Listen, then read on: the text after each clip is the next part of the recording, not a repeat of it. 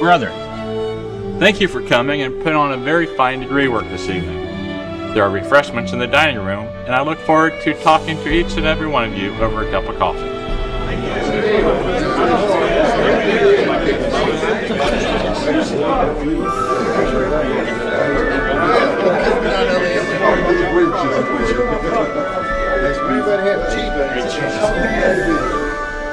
Wow. That was a unique experience, wasn't it? You know, you're probably like me. There are a number of reasons that I decided to become a Master Mason. But I think the thing that I like most is knowing that wherever I go, there's always a group of guys out there willing to count me as brother.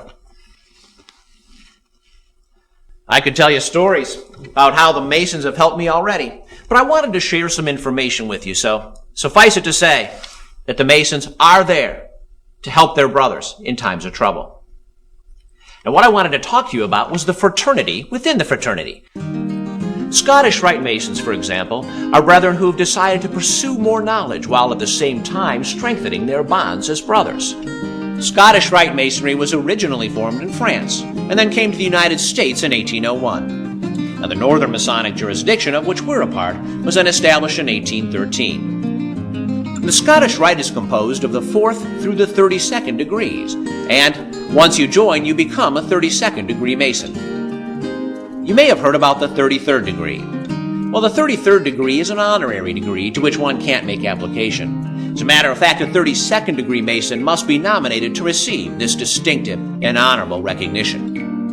The exciting thing about becoming a Scottish Rite Mason is the extensive personal growth that can come from experiencing the degrees. As a matter of fact, the Scottish Rite is often called the intellectual branch of Freemasonry. Now, I know what you're probably thinking. Here I am, I've spent all this time going through 3 degrees, and now you're talking to me about 29 more? Well, yes, but there's quite a difference between the Scottish Rite and your Blue Lodge degrees. The Scottish Rite degrees are presented in what's called an allegorical or a theatrical format, and as such, there's absolutely no memorization required on the part of the candidate. Now, the meetings or reunions may happen up to 4 times a year, but you only have to attend 1 to become a Scottish Rite Mason. Over time, as you attend more meetings, you should eventually see all 29 degrees. You can attend reunions in any valley within a recognized Supreme Council. Now that you've heard about the ritual aspects of Scottish Rite, let me tell you a little bit about the day-to-day life of a Scottish Rite Mason. Last weekend, for example, my family and I went to a Rite Life event. There were games for the kids, plenty of food, and at the end of the event, there were fireworks. As always, my family had a great time. You know, we attend as many of these events as possible because we find that we're growing closer as a family as a result of our association with the Scottish Rite and other Scottish Rite families. My wife is helping out with the Children's Learning Center fundraising walk, so she's going down to the Masonic Center tomorrow for a committee meeting. As for me, well, I like helping out with the stage work during the degrees, and I'm sure I'll be helping out with the Children's Learning Center fundraising walk as well. You see, the Children's Learning Center is one of Scottish Rite's 4 charities. The Learning Center provides free tutoring for children to help them overcome dyslexia. Now, our other charities include the National Heritage Museum, which my family and I plan to visit when we're on vacation this summer.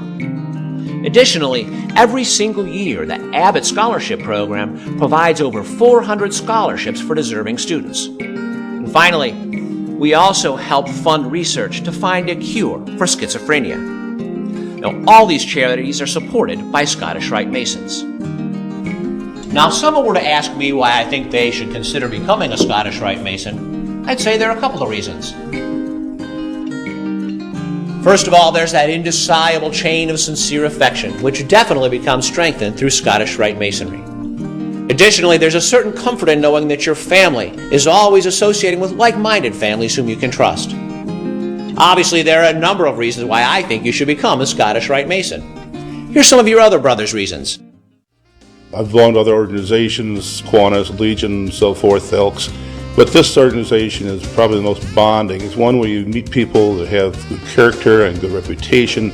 They're respected in their community, and I enjoy being with people like that. I truly enjoy participating in the one-day reunions or the 2-day reunions It is so much fun to be with different men from all backgrounds and all experiences, and you're there for one common bond, and one common goal is to, show the degrees in the best way possible. It's a great experience. I remember. Obviously, the Blue Lodge is where it all starts and is a very important part of it, but the friends that I've made in each of the Masonic bodies just have enriched my life. Our Tyler Muggsy McCammon was on the stage crew and a real influence in a lot of us members of Rubicon Lodge to join the Scottish Rite.